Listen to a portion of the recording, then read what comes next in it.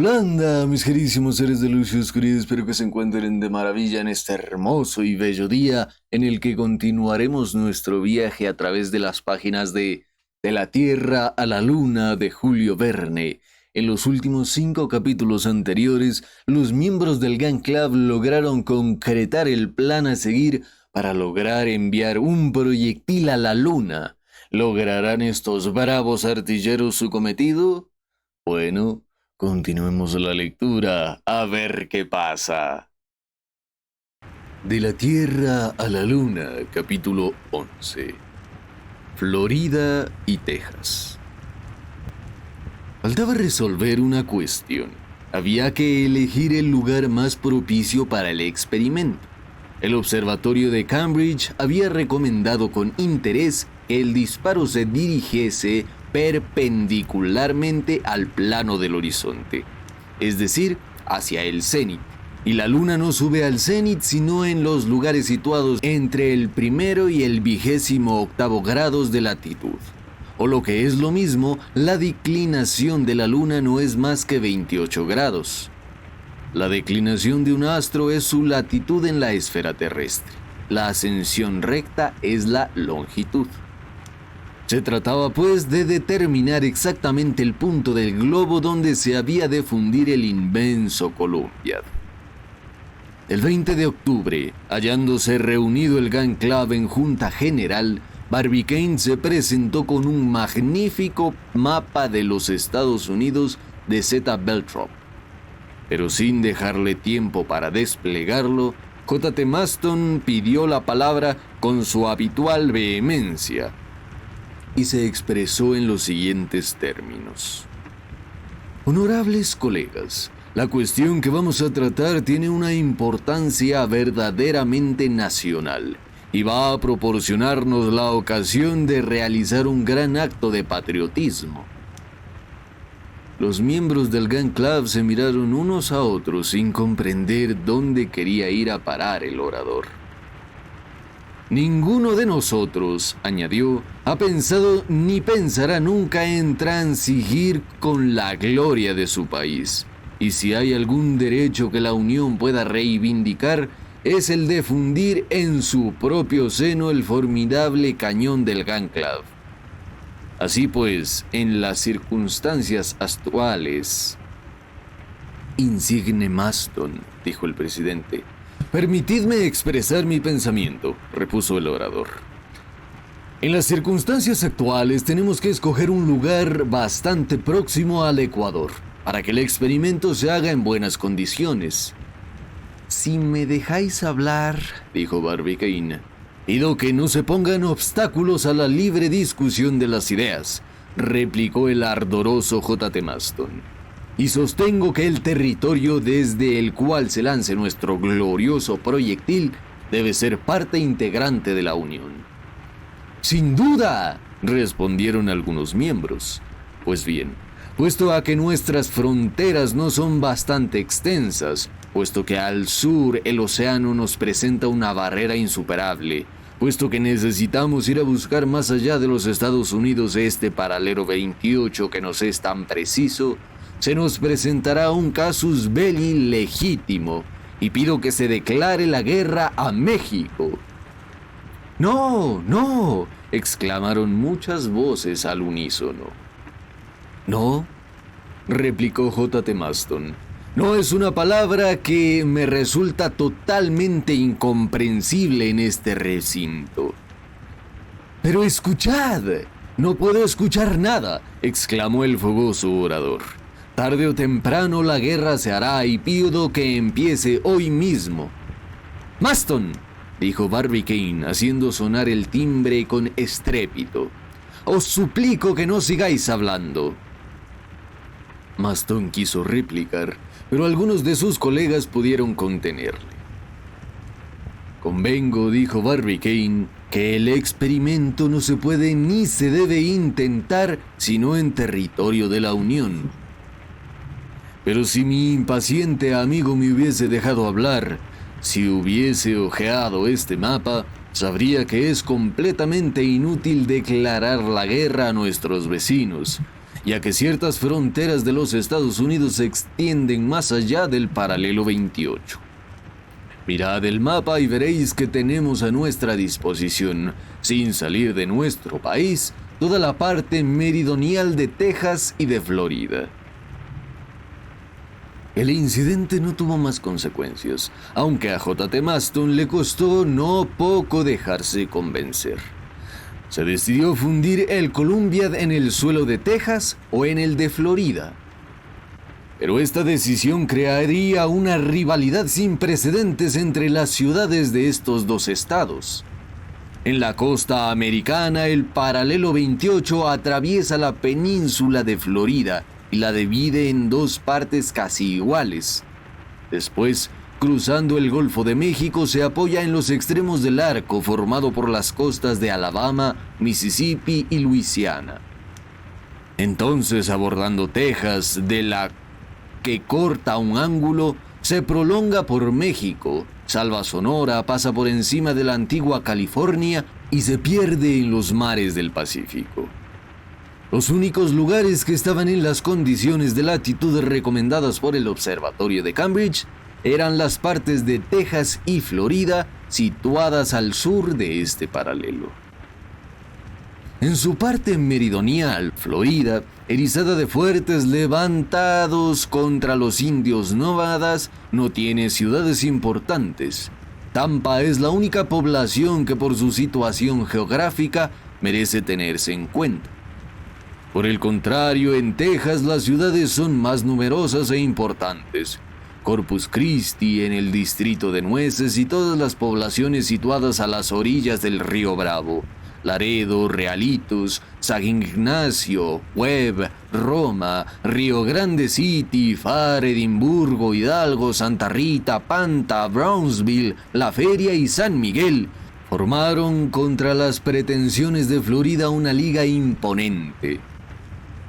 Los diputados tejanos y floridenses apenas conocieron la decisión, se trasladaron a Baltimore por el camino más corto y desde ese momento el presidente Barbicane y los miembros más influyentes del Gun Club se vieron día y noche asediados por formidables reclamaciones. Con menos afán se disputaron 7 ciudades de Grecia el honor de haber visto nacer a Homero que el estado de Texas y el de Florida la de ver fundir un cañón en su seno. Se vio entonces a aquellos feroces hermanos recorriendo armados las calles de Baltimore, temiéndose un conflicto de incalculables consecuencias. Por fortuna, la prudencia y la habilidad del presidente Barbicane conjuraron el peligro. Las demostraciones personales derivaron en polémica periodística en varios estados, en tanto que el New York Herald y el Tribune se declaraban partidarios de Texas, el Times y el American Review se constituían en defensores de los diputados floridenses.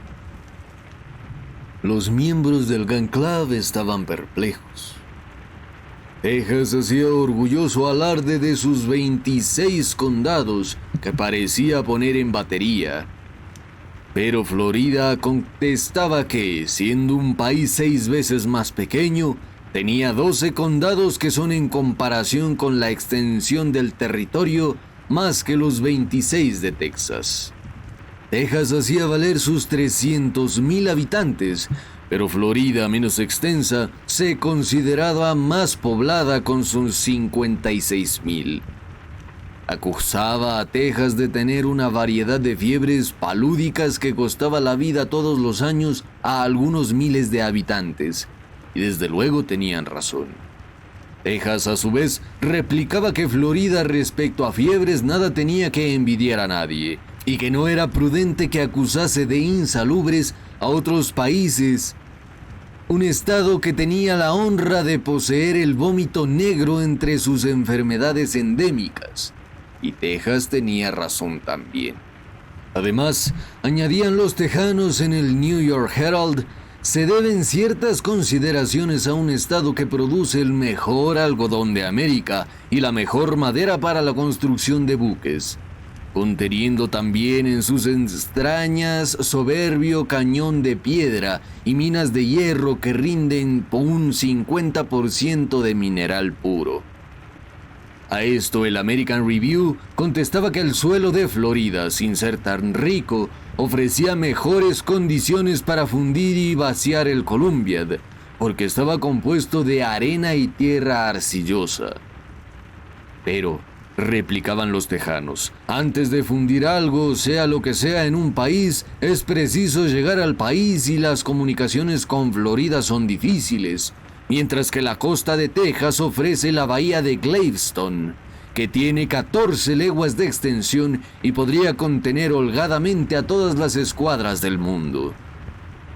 Bueno, repetían los periódicos defensores de la causa Florida, mucho importa nuestra bahía de Galveston, situada por encima del paralelo 29.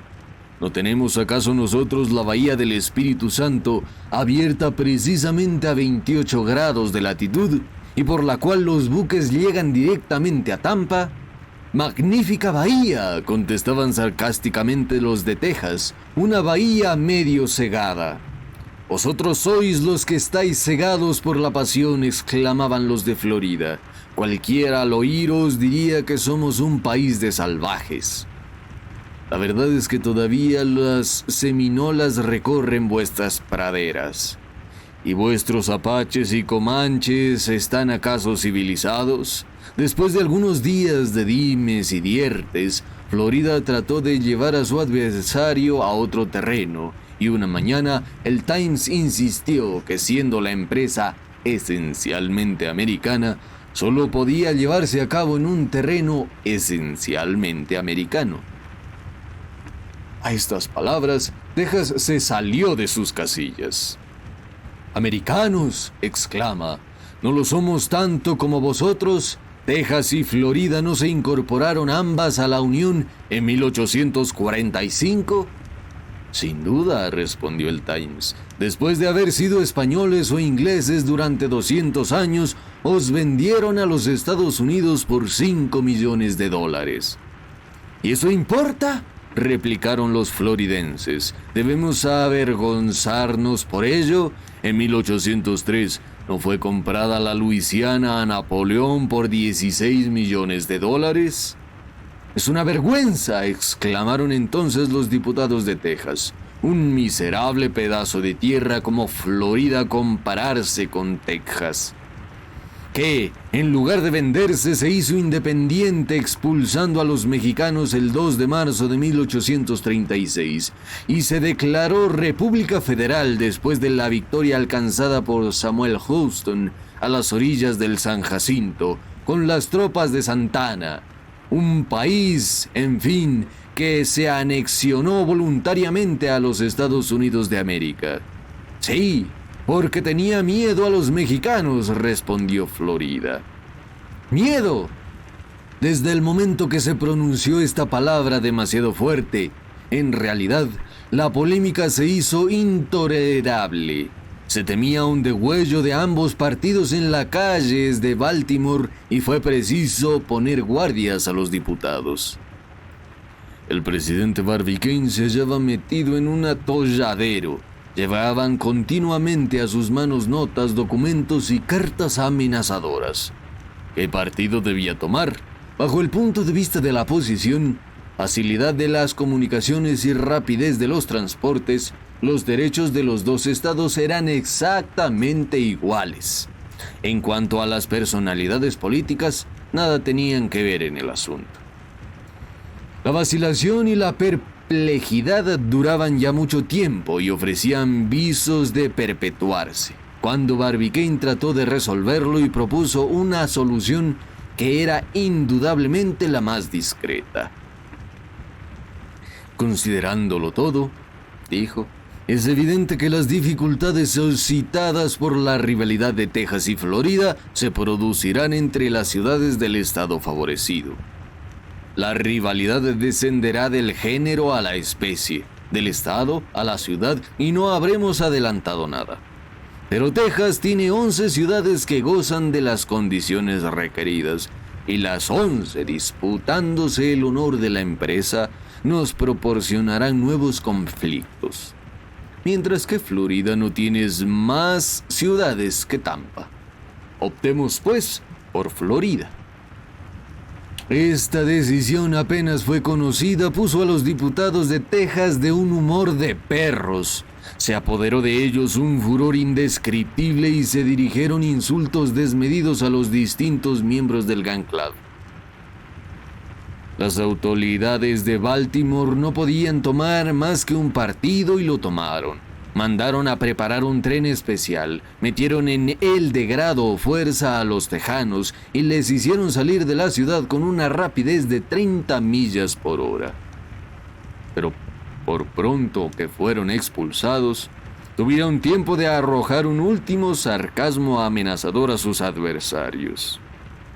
Aludiendo a la poca extensión de Florida, península en miniatura encerrada entre dos mares, se consolaron con la idea de que no resistiría la sacudida del disparo y saltaría hecha pedazos al primer cañonazo.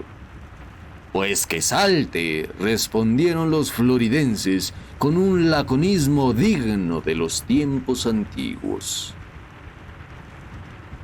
Fin del capítulo 11. Capítulo 12. Urbi et Orbi.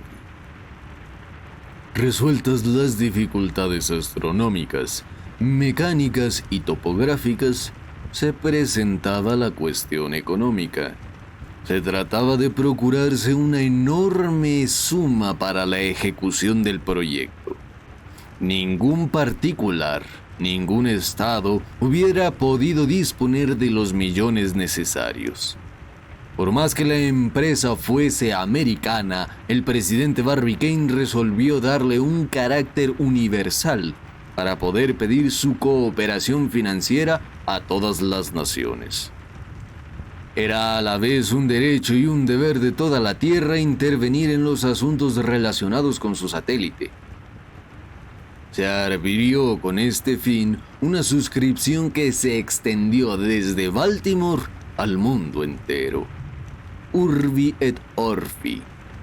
La suscripción debía producir un resultado superior a todas las esperanzas, a pesar de tratarse de un donativo y no de un préstamo. La operación en el sentido literal de la palabra era completamente desinteresada, sin la más remota posibilidad de lucro. Pero el efecto de la comunicación de Barbicane no se había limitado a las fronteras de los Estados Unidos, sino que había atravesado el Atlántico y el Pacífico, invadiendo a la vez Asia y Europa, África y Oceanía. Los observatorios de la Unión se pusieron inmediatamente en contacto con los de los países extranjeros. Algunos como los de París, San Petersburgo, El Cabo, Berlín, Altona, Estocolmo, Varsovia, Hamburgo, Budapest, Bolonia, Malta, Lisboa, Benares, Madrás y Pekín felicitaron al Gun Club. Los demás permanecieron en una prudente expectativa.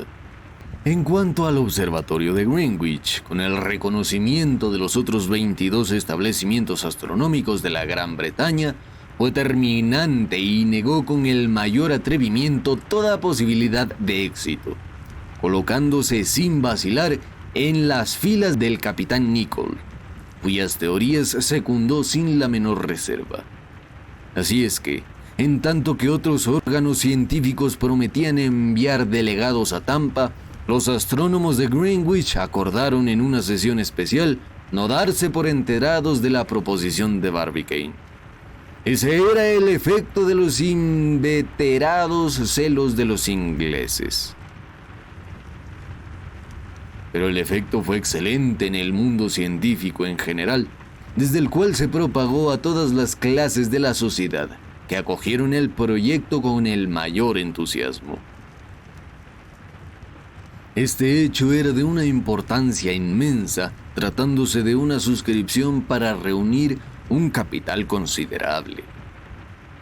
El 8 de octubre, el presidente Barbicane redactó un manifiesto capaz de entusiasmar a las piedras, en el cual hacía un llamamiento a todos los hombres de buena voluntad que pueblan la tierra.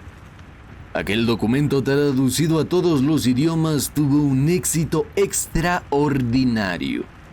Se abrió suscripción en las principales ciudades de la Unión para centralizar fondos en el Banco de Baltimore, Baltimore Street número 9, y luego se establecieron también centros de suscripción en los diferentes países de ambos continentes.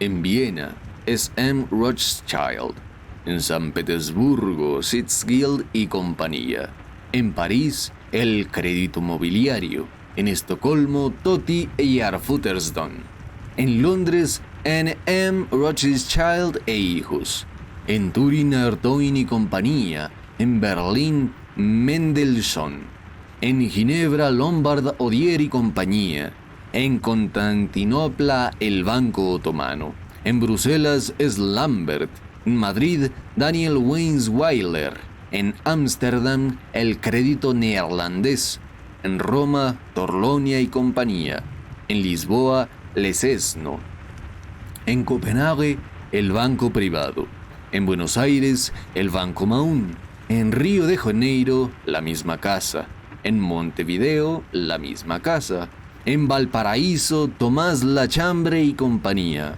en México, Martín Durán y compañía; en Lima, Tomás Lachambre y compañía. 3 días después del manifiesto del presidente Barbicane, se había recaudado en las diferentes ciudades de la Unión $4 millones, con los cuales el Gun Club pudo empezar los trabajos.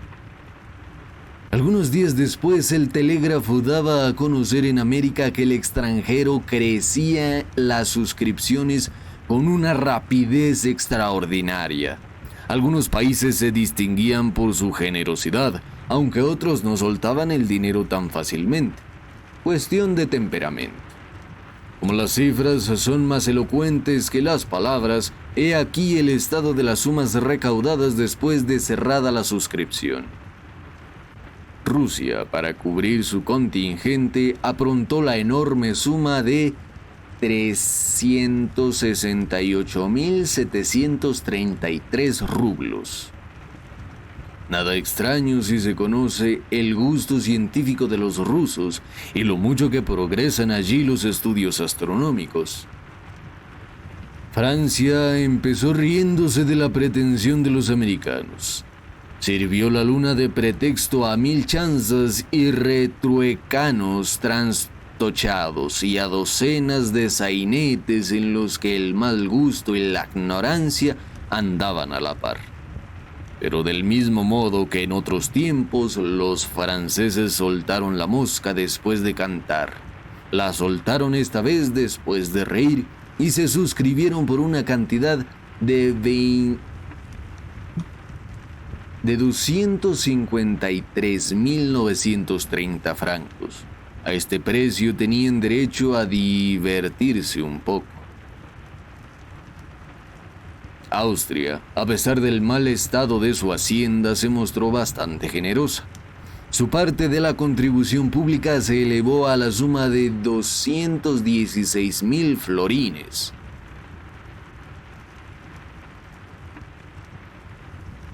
$520.000 francos, que fueron bien recibidos.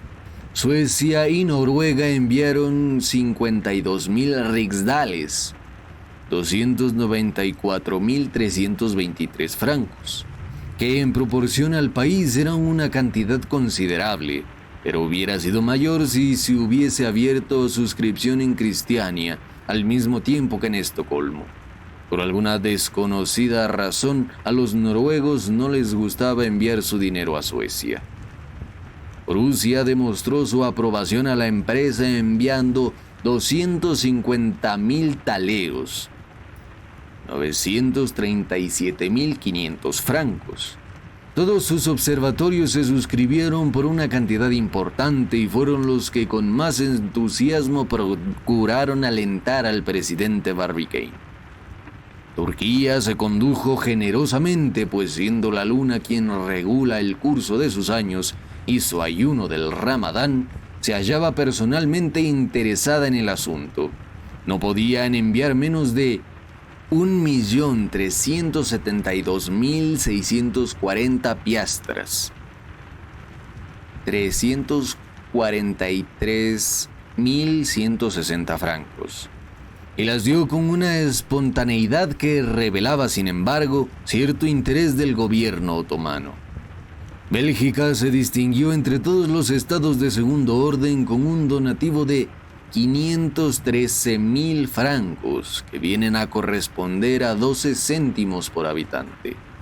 Y Holanda y sus colonias se interesaron en la operación por 110.000 florines, 235.400 francos, pidiendo solo una rebaja del 5% por pagarlos al contado.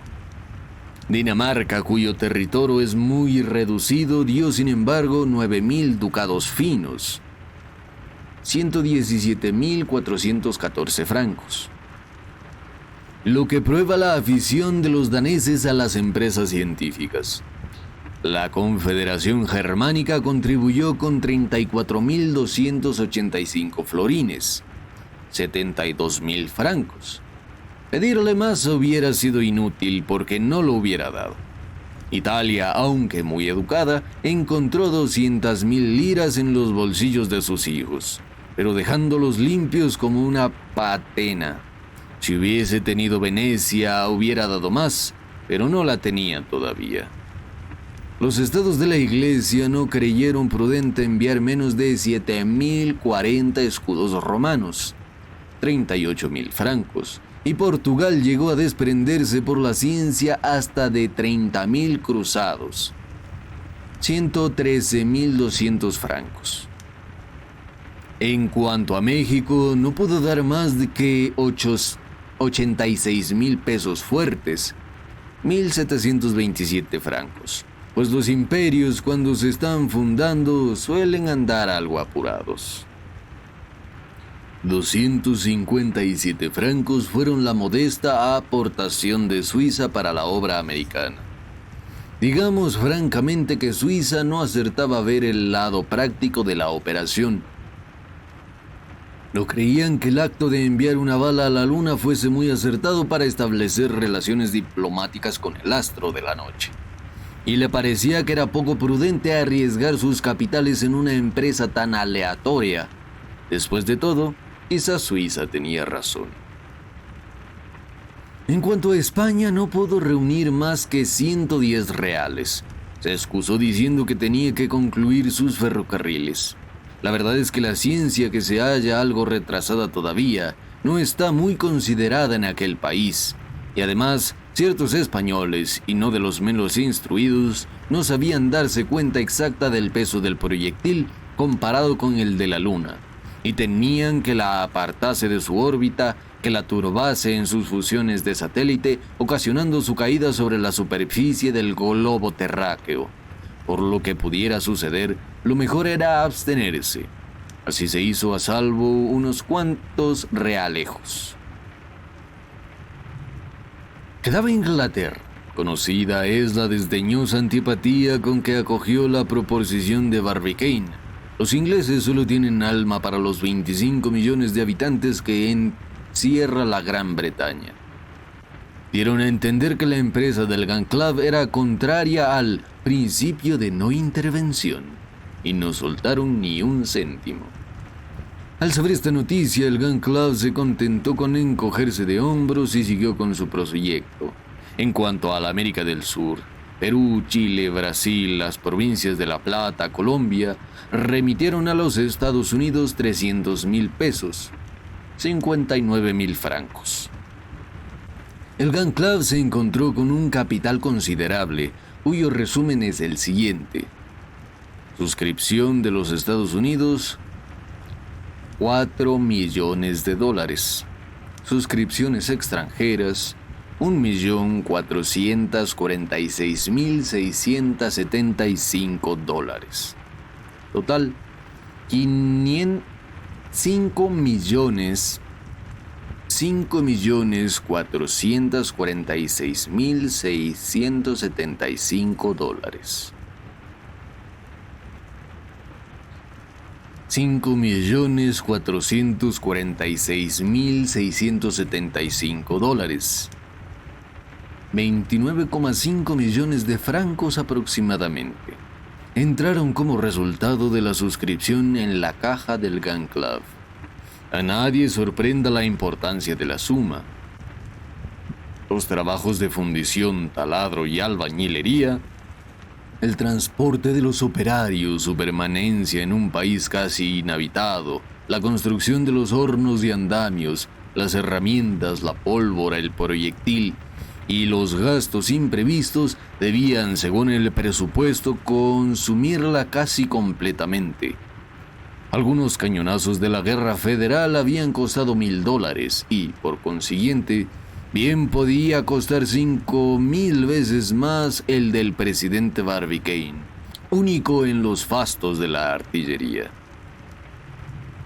El 20 de octubre se ajustó un contrato con la fábrica de fundición de Gold Spring cerca de Nueva York, la cual había dado a Parrott sus mejores cañones fundidos durante la guerra.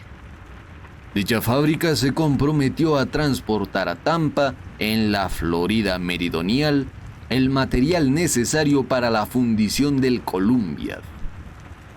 Como plazo máximo, la operación debía terminarse el 15 del próximo octubre, entregando el cañón en buen estado bajo una pena de indemnización de $100 por día, hasta el momento de volverse a presentar la Luna en las mismas condiciones requeridas, es decir, hasta 18 años y 11 días después. El ajuste y el pago de salario de los trabajadores y los demás atenciones de esta clase eran de cuenta de la compañía de Gold Spring.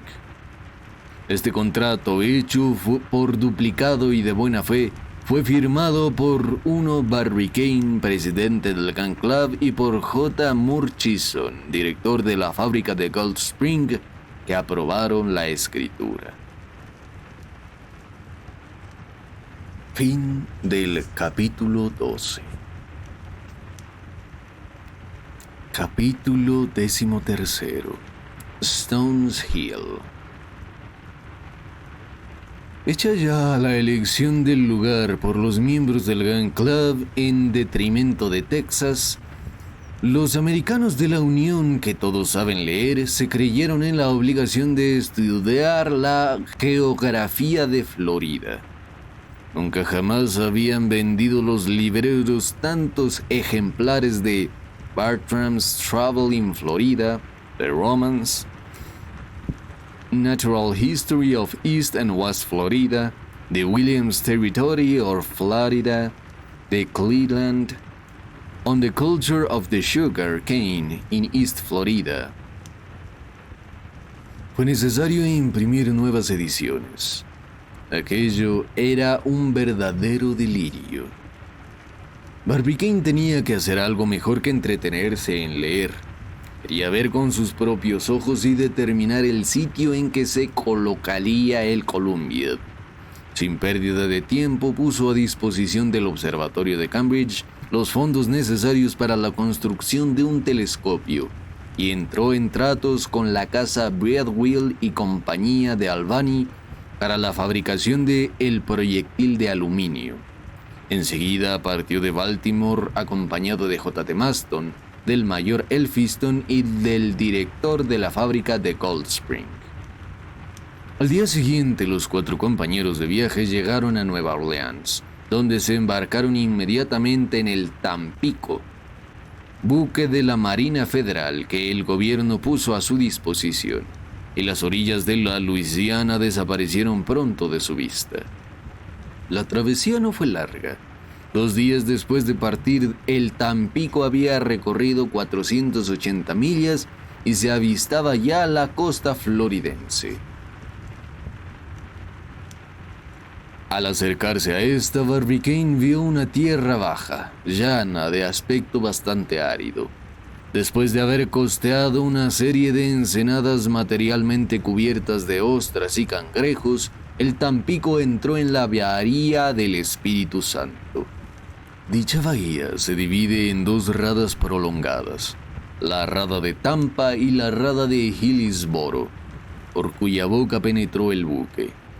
Poco tiempo después, el fuerte Broke descubrió sus baterías restantes por encima de las olas, y apareció la ciudad de Tampa, negligentemente acostada en el fondo de un pequeño puerto natural formado por la desembocadura del río Hillsboro. Allí fondeó el Tampico el 22 de octubre a las 7 de la tarde, y a los 4 pasajeros desembarcaron inmediatamente. Barbicane sintió palpitar con violencia su corazón al pisar el suelo de Florida. Parecía tantearlo con el pie, como hace un arquitecto con una casa cuya solidez desea conocer. J.T. Maston escarbaba el suelo con su mano postiza. «Señores», dijo Barbicane, «no tenemos tiempo que perder. Mañana mismo montaremos a caballo para empezar a recorrer el país». Barbicane, en el momento de saltar a tierra, vio que le salían al encuentro los 3,000 habitantes de la ciudad de Tampa. Bien merecía este honor el presidente del Gun Club, que les había favorecido con su elección. Fue acogido con formidables aclamaciones, pero él se sustrajo a la ovación. Se encerró en una habitación del Hotel Franklin y no quiso recibir a nadie. Decididamente no sentaba bien a su carácter el oficio de hombre célebre.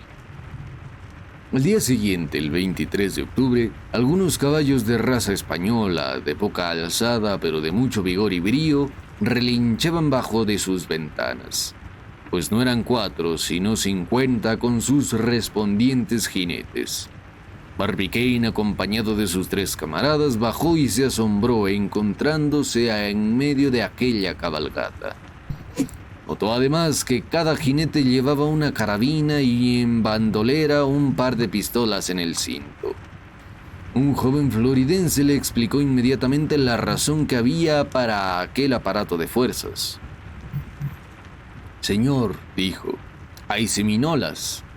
«¿Qué son seminolas?» «Salvajes que recorren las praderas y hemos creído prudente escoltarlos». «Bah», dijo desdeñosamente J.T. Maston montado a caballo. «Siempre es mejor», respondió el floridense, «tomar precauciones». «Señores», repuso Barbicane, «os agradezco vuestra atención. Partamos».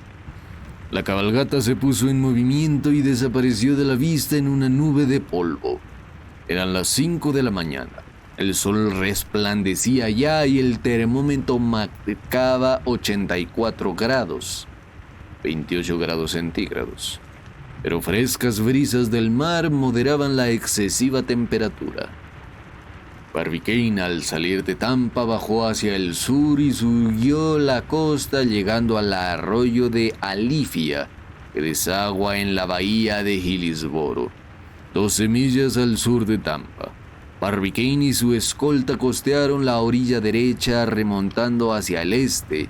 Las olas de la bahía desaparecieron luego detrás de un repliegue del terreno, y únicamente se ofreció a su vista la Campiña Floridiana.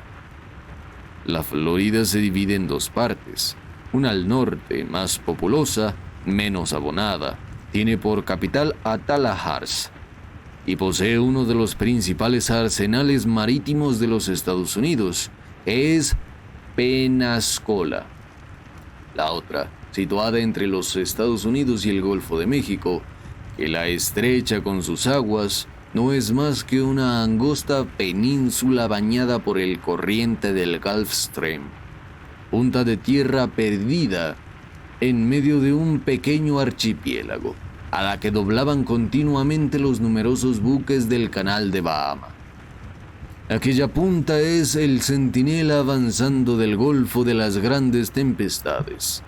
Este estado tiene una superficie de 38.033.267 acres, 151.975 kilómetros cuadrados, entre los cuales había que escoger uno situado más allá del paralelo 28, que conveniese a la empresa.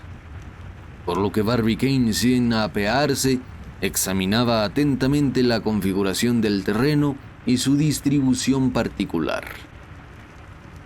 La Florida, descubierta por Jean Ponce de León el Domingo de Ramos de 1512, debió a esa circunstancia el nombre que llevaba en un principio de Pascua Florida. No la hacían en verdad muy digna de ese nombre sus costas áridas y abrasadas. Pero a algunas millas de la playa, la naturaleza del terreno se fue modificando poco a poco y el país se mostró acreedor a su nombre. Encontraba el terreno una red de arroyos, ríos, manantiales, estanques y lagos que le daban un aspecto parecido al que tienen el Holanda y Guayana. Pero el suelo se elevó sensiblemente formándose altas llanuras cultivadas, en que se daban admirablemente todas las producciones vegetales del norte y del mediodía. El sol de los trópicos y las aguas conservadas por la arcilla del terreno pagan todos los gastos de cultivo de su inmensa vega. Praderas de ananás, de ñame, de tabaco, de arroz, de algodón y de caña de azúcar, que se extienden hasta donde alcanza la vista, ofrecen sus riquezas con prodigalidad. Mucho satisfacía a Barbicane la elevación progresiva del terreno, y cuando J.T. Maston le interrogó sobre este particular, le respondió: «Amigo mío, tenemos el mayor interés en fundir nuestro Columbia en un terreno alto». «¿Para estar más cerca de la luna?», preguntó con sorna el secretario del Gun Club. «No», respondió Barbicane sonriendo. «¿Te importan algunas toesas más o menos? Pero en terrenos altos la ejecución de nuestros trabajos será más fácil. No tendremos que luchar con las aguas, lo que nos permitirá prescindir del largo y costoso sistema de cañerías digno de consideración cuando se trata de abrir un pozo de 900 pies de profundidad». «Tenéis razón», dijo el ingeniero Murchison. «Debemos, en cuanto podamos, evitar los cursos de agua durante la perforación. Pero si encontramos manantiales, no hay que amilanarse por eso. Los agotaremos con nuestras máquinas o los desviaremos. No se trata de un pozo artesiano estrecho y oscuro en el que la tarreja, el cubo, la sonda, en una palabra, todos los útiles del perforador trabajan a ciegas. No, nosotros trabajaremos a cielo abierto, a plena luz, con el azadón o el pico en la mano, y con la ayuda de los barreros terminaremos pronto». «Sin embargo», respondió Barbicane, «si por la elevación o naturaleza del terreno podemos evitar la lucha con las aguas subterráneas, el trabajo será más rápido y mejor. Procuremos, pues, abrir nuestra zanja en un terreno situado a algunos centenares de toesas sobre el nivel del mar». «Tenéis razón, Barbicane, y, si no me engaño, no tardaremos en encontrar el sitio que nos conviene». «Ah, ya quisiera haber dado el primer asadonazo», dijo el presidente. «Y yo el último», exclamó J.T. Maston. «Todo se andará, señores», respondió el ingeniero, «y creedme, la compañía de Gold Spring no tendrá que pagar indemnización alguna por causa de retraso». «Por Santa Bárbara que tenéis razón», replicó J.T. Maston. $100 por día hasta que la luna se vuelva a presentar en iguales condiciones, es decir, durante 18 años y 11 días, constituirían una suma de $650,000. ¿Sabíais eso? «Ni tenemos necesidad de saberlo», respondió el ingeniero. Hacia las 10 de la mañana, la comitiva había avanzado unas 12 millas. A la fértil campiña sucedió entonces la región de una profusión tropical.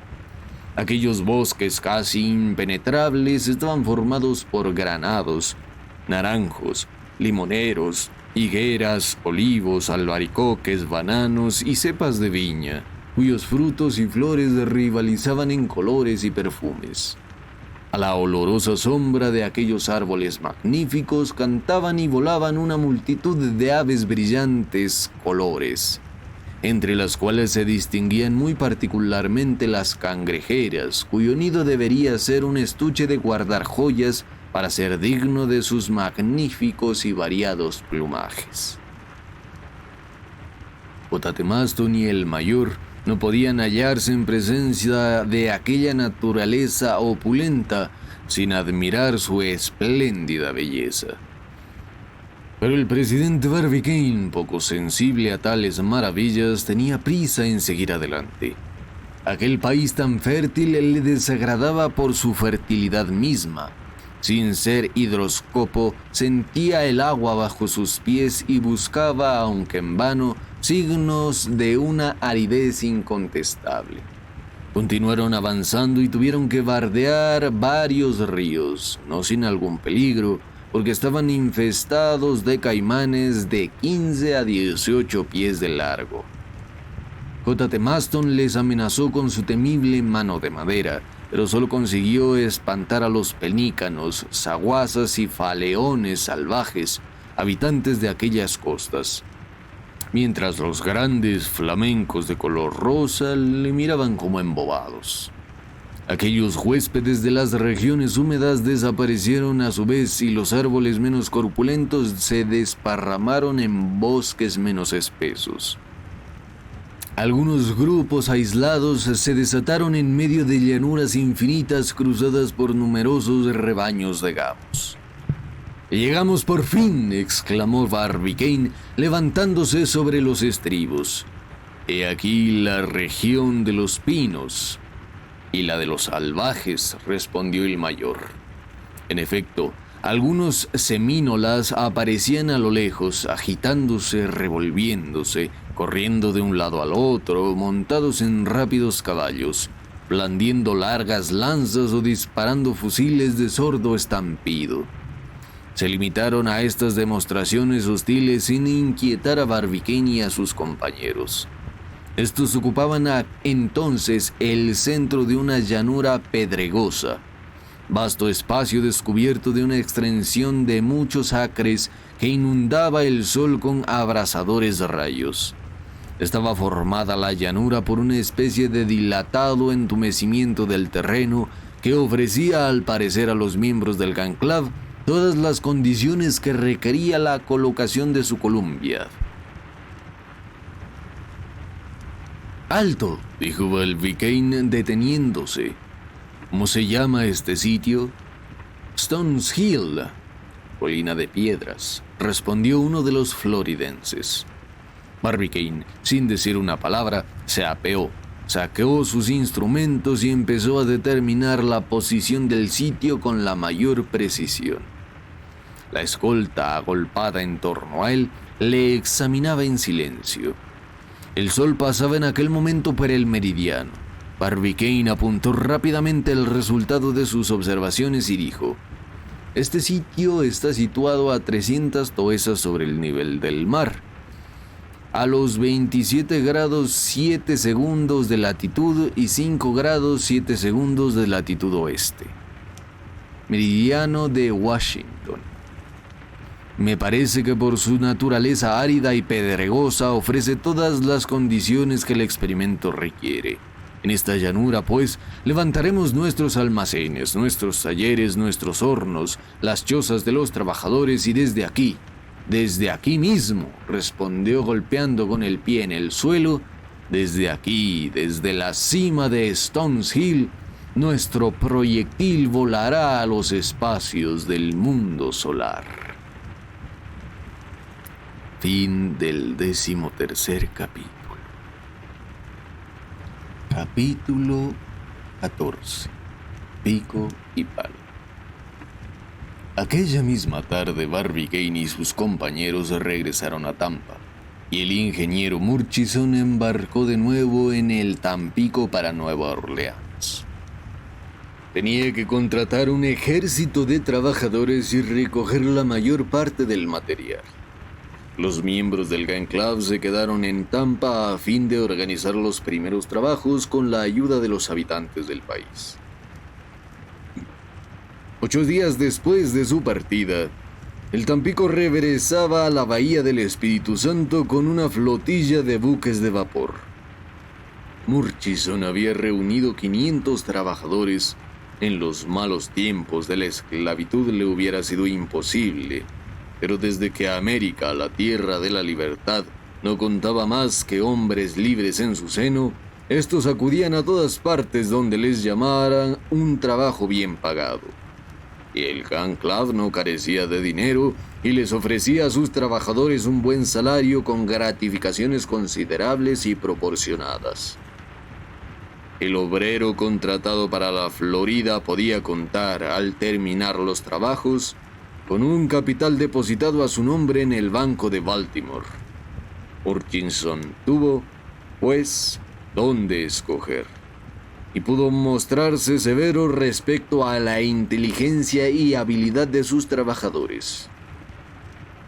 Es de creer que formó su laboriosa legión con lo mejor de los maquinistas, fogoneros, fundidores, mineros, albañiles y artesanos de todas las clases, negros o blancos, sin distinción de colores. Muchos se llevaron a sus familiares, siendo aquello una verdadera emigración. El 31 de octubre a las 10 de la mañana la legión desembarcó en los muelles de Tampa.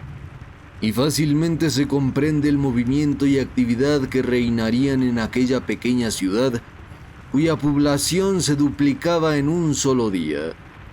En efecto, Tampa debía ganar mucho con aquella iniciativa del Gun Club, no únicamente por el número de trabajadores que se dirigieron inmediatamente a Stones Hill, sino por la afluencia de curiosos que acudieron poco a poco de todos los puntos del globo hacia la península de Florida.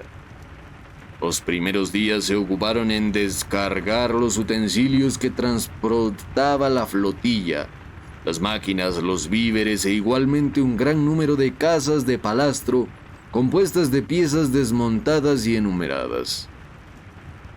Al mismo tiempo, Barbicane trazaba un ferrocarril de 15 millas para poner en comunicación Stones Hill con Tampa. Nadie ignora en qué condiciones se hace un ferrocarril americano, caprichoso en sus curvas, atrevido en sus pendientes, despreciando terraplenes, desmontes y obras de ingeniería, escalando colinas, precipitándose por los valles. El tren corre a ciegas y sin cuidarse de la línea recta. No es muy costoso ni ofrece grandes dificultades de construcción, pero descarrila con mucha facilidad. El camino de Tampa a Stones Hill fue una bagatela y su construcción no requirió mucho tiempo, ni tampoco mucho dinero. Por lo demás, Barbicane era el alma de aquel gentío que acudió a su llamamiento. Él la alentaba, la animaba y le comunicaba su energía, su aliento y su entusiasmo.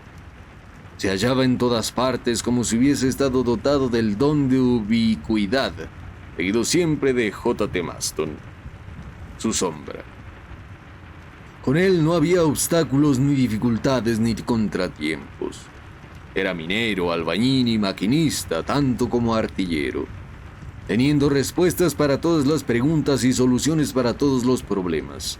Su correspondencia con el Gun Club y con la fábrica de Cold Spring era constante, y día y noche, con las calderas encendidas y el vapor en presión, el Tampico aguardaba sus órdenes en la bahía de Hillsboro.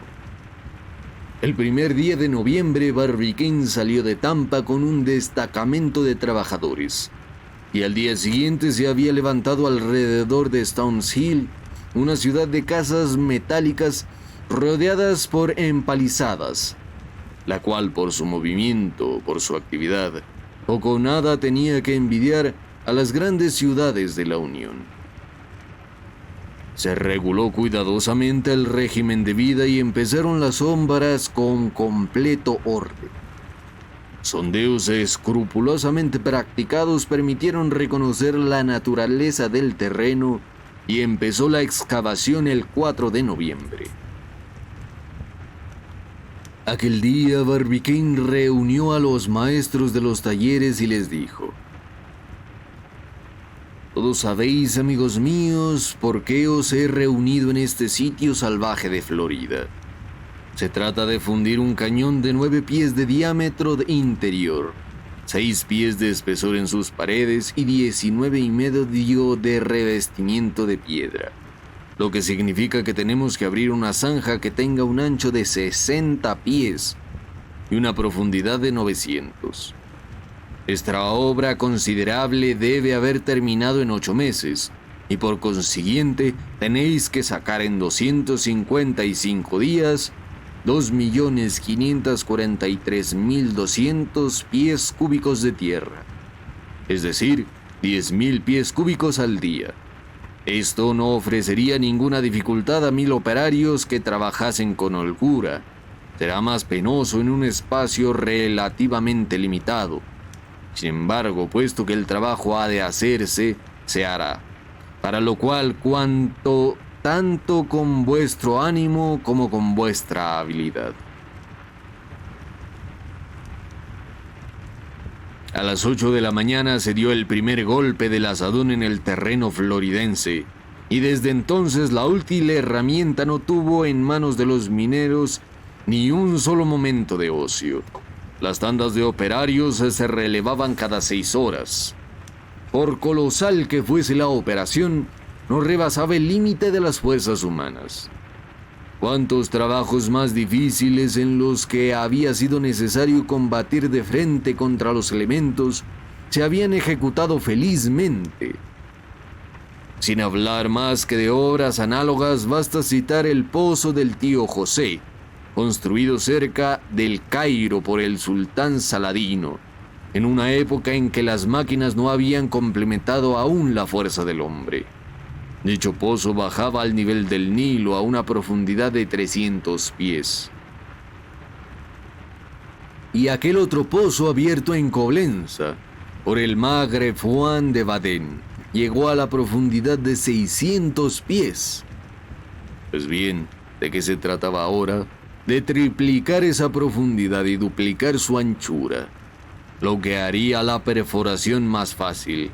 Así es que no había ni un peón, ni un oficial, ni un maestro que dudase del éxito de la empresa. Una decisión importante tomada por el ingeniero Murchison, de acuerdo con el presidente Barbicane, permitió acelerar más y más la marcha de los trabajos. Por un artículo de contrato, el Columbia debía estar reforzado con sunchos o abrazaderas de hierro forjado. Estos sunchos eran un lujo y una precaución inútil, de los que el cañón podía prescindir sin ningún riesgo.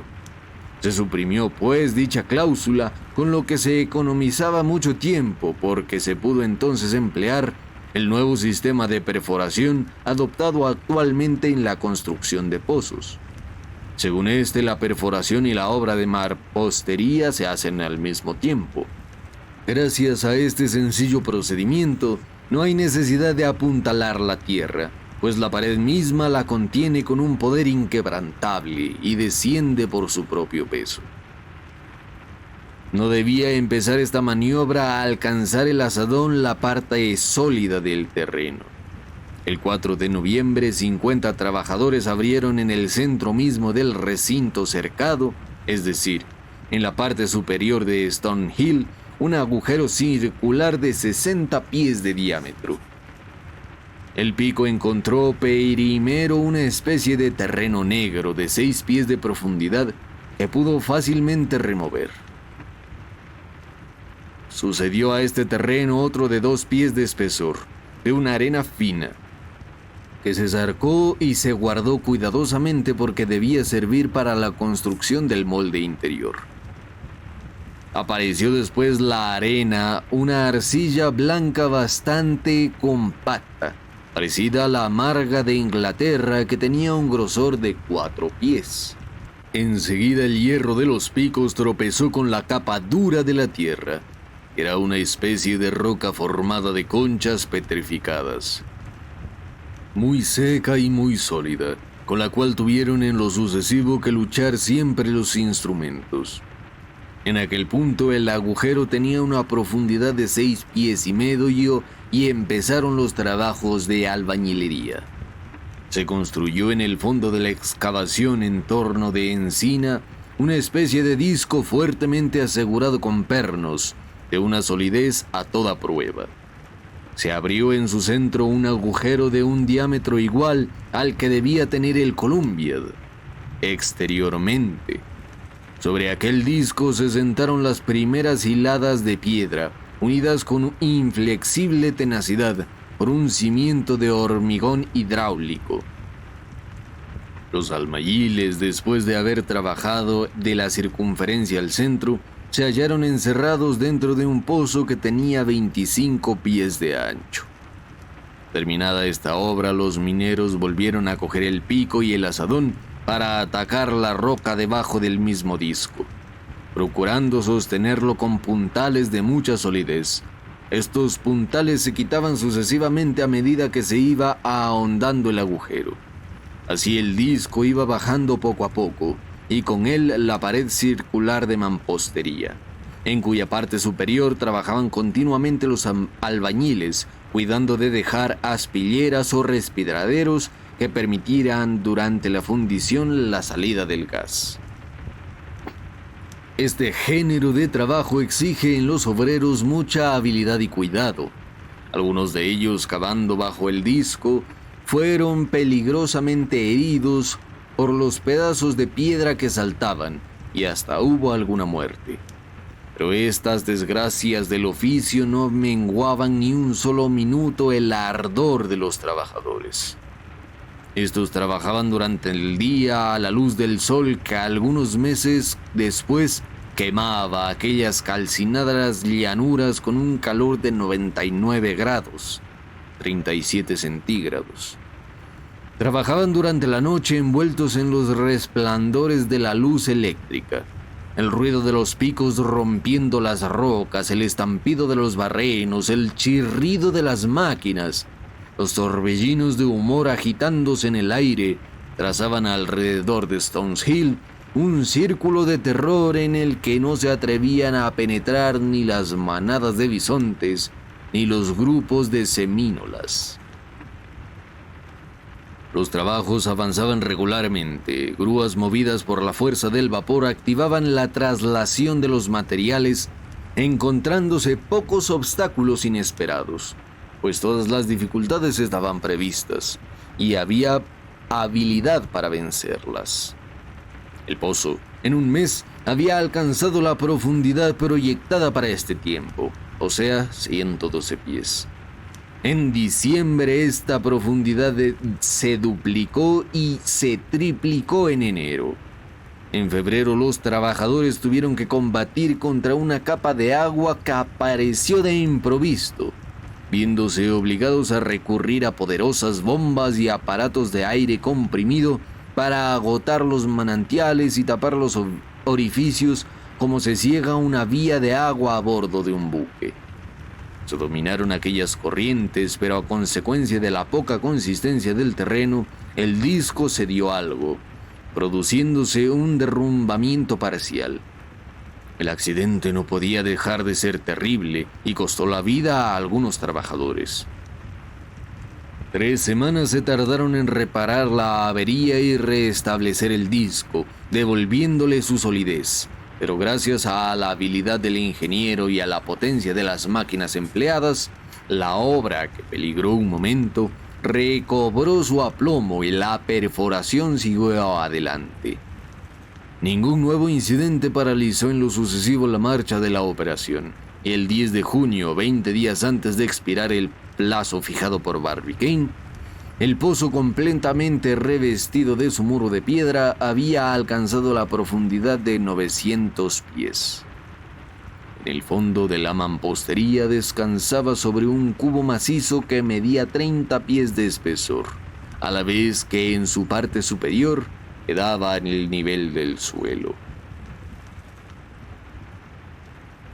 El presidente Barbicane y los miembros del Gun Club felicitaron con efusión al ingeniero Murchison, cuyo trabajo ciclopeo se había llevado a cabo con una rapidez extraordinaria.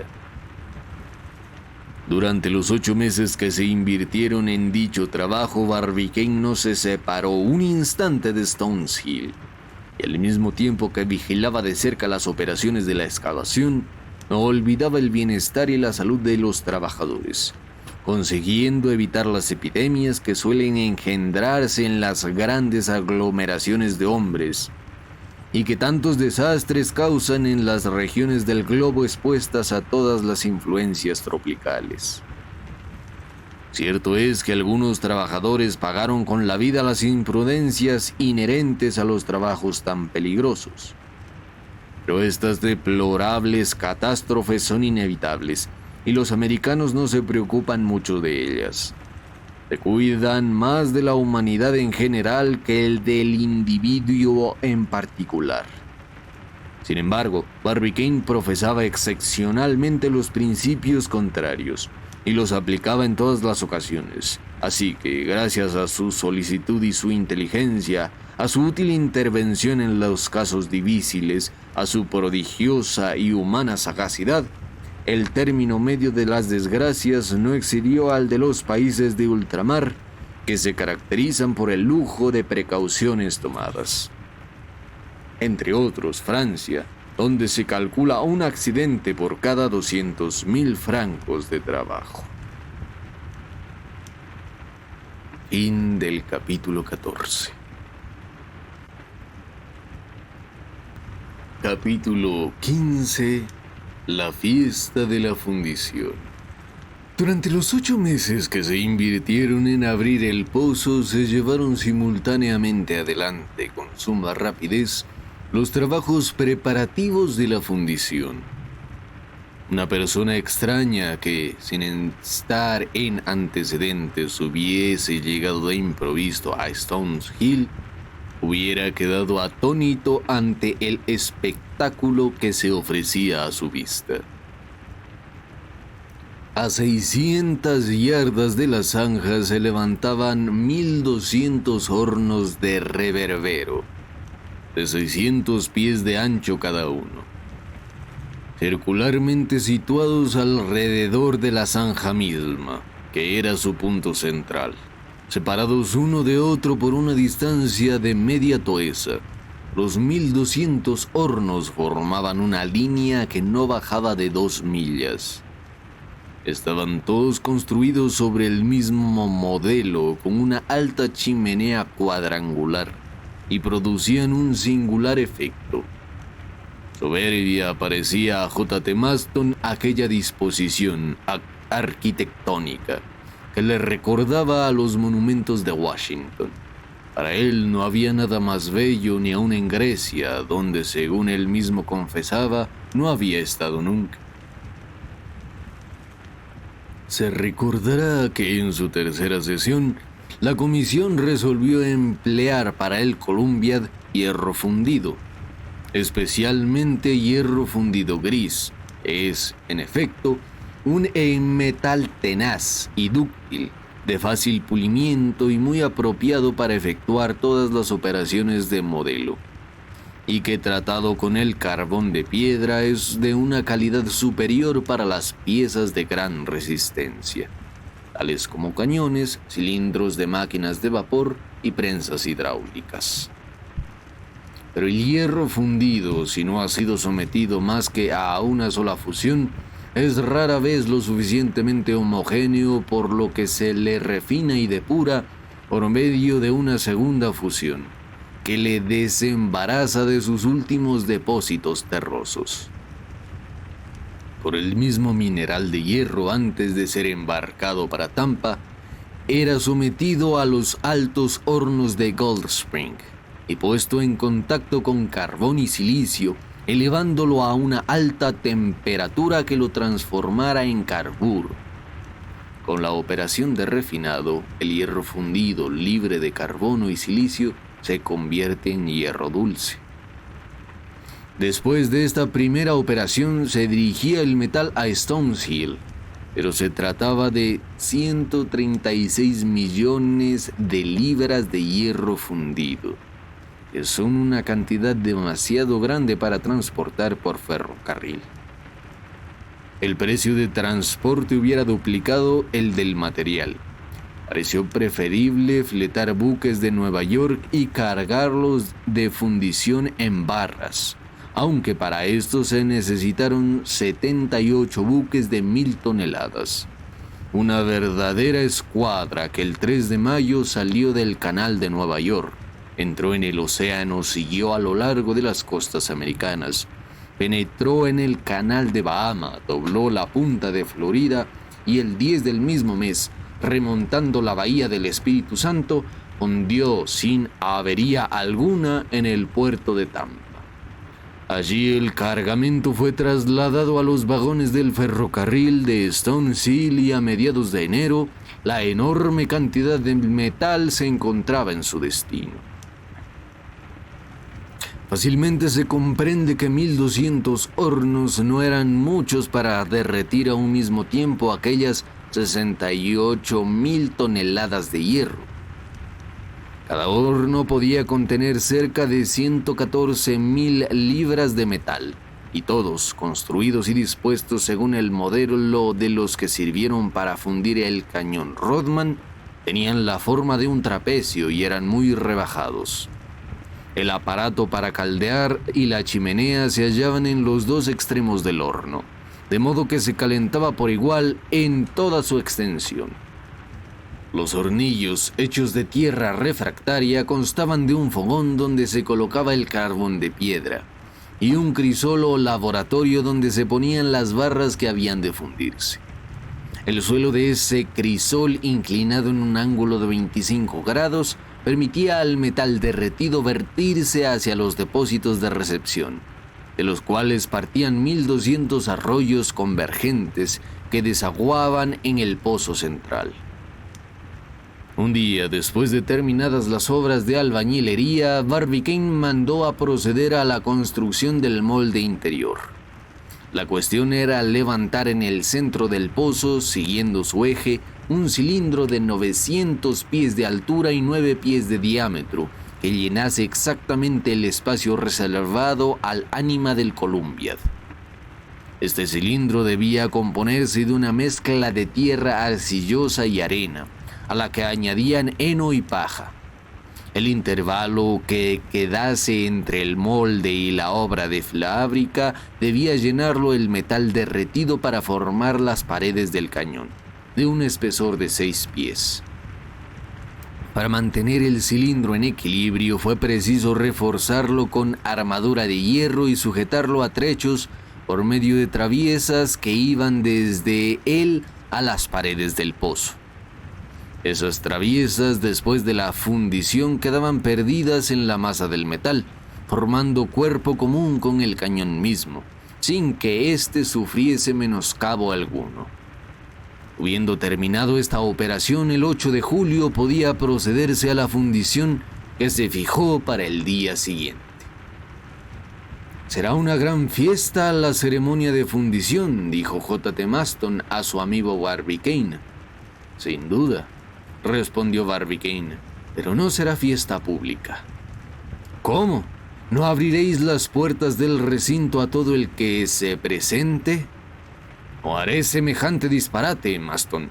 La fundición del Columbiad es una operación delicada que puede también ser peligrosa, y prefiero que se ejecute a puerta cerrada. Al dispararse el proyectil toleraremos toda la fiesta que se quiera, pero no antes». En efecto, la operación podía dar origen a peligros imprevistos y además una gran afluencia de espectadores estorbaría, tal vez para remediar una catástrofe. Convenía conservar la libertad de movimiento. Así es que a nadie se permitió entrar en el recinto, a excepción de una delegación de individuos del Gun Club que se había trasladado a Tampa. Formaban parte de ella el entusiasta Bilsby, Tom Hunter, el coronel Blomsberry, el mayor Elphiston, el general Morgan, y otros para quienes la fundición del Columbiad era una cuestión personal. J.T. Maston se convirtió espontáneamente en su cicerone. No omitió ningún detalle. Les guió a todas las partes, a los almacenes, a los talleres, a las máquinas, y les obligó a visitar uno a uno, a pesar de ser perfectamente iguales, los 1200 hornos. Al efectuar la vista a 1200, estaban algo cansados. La fundición debía ejecutarse a las 12 en punto del día. El día anterior se había dedicado principalmente a cargar cada uno de los hornos con 114,000 libras de barras de metal, colocadas de manera que dejasen algunos huecos para que el aire inflamado pudiese circular con libertad entre ellas. Desde la madrugada empezaron las 1200 chimeneas a vomitar en la atmósfera sus torrentes de llamas y agitaban la tierra sordas trepidaciones. Había que quemar tantas libras de carbón de piedra como libras de metal había que fundir. Eran pues 68,000 libras de carbón que proyectaban delante del disco del sol un denso cortinaje de humo negro. No tardó el calor en hacerse insoportable en aquel círculo de hornos cuyos ronquidos parecían retumbos de truenos, aumentando el estrépito potentes ventiladores que en su continuamente giraban el aire y saturaban de oxígeno todos aquellos focos incandescentes. El buen éxito de la operación de la fundición dependía en gran parte de la rapidez con que se la hiciese. A una señal dada, que consistía en un cañonazo, todos los hornos a la vez debían abrir paso al hierro derretido y vaciarse completamente. Todas estas disposiciones, maestros y trabajadores, aguardaron el momento fijado con mucha impaciencia y emoción. No había nadie en el recinto y cada maestro fundidor ocupaba su puesto cerca de los agujeros por donde debía salir el metal licuado. Barbicane y sus colegas contemplaban la operación desde una eminencia próxima, teniendo delante un cañón, dispuesto a ser disparado a una señal del ingeniero. Algunos minutos antes de dar las 12, empezó el metal a formar gotas que se iban dilatando. Se fueron llenando poco a poco los depósitos y cuando el hierro se hubo derretido enteramente, se le dejó reposar un poco con el fin de facilitar la separación de las sustancias heterogéneas. Dieron las 12. Sonó de pronto un cañonazo perdiéndose en el aire como un relámpago, su esplendor momentáneo. 1200 aberturas se destaparon a la vez y 1200 serpientes de fuego se arrastraron hacia el pozo central, desarrollando sus anillos candentes. Al llegar al pozo, se precipitaron a una profundidad de 900 pies con espantoso estrépito. Aquel espectáculo era conmovedor y magnífico. La tierra temblaba y las olas de metal hirviente lanzando al cielo los torbellinos de humo volatilizaban al mismo tiempo la humedad del molde y la arrojaban por los respiraderos del muro de piedra en forma de impenetrables vapores. Aquellas nubes ficticias se extendían sus densas espirales subiendo hacia el cenit a una altura de 500 toesas. Un salvaje errante más allá de los límites del horizonte hubiera podido creer en la formación de un nuevo cráter en las entrañas de Florida. Y sin embargo, aquello no era una erupción, ni una tromba, ni una tempestad, ni una lucha de elementos, ni ninguno de los fenómenos terribles que es capaz de producir la naturaleza. No. El hombre había creado aquellos vapores rojizos, aquellas llamas gigantescas, dignas de un volcán, aquellos temblores estrepitosos, análogos a las sacudidas de un terremoto, aquellos mugidos rivales de los huracanes y las tormentas. y era su mano quien precipitaba en un abismo abierto por ella todo un Niágara de humeante metal derretido. Fin del capítulo 15.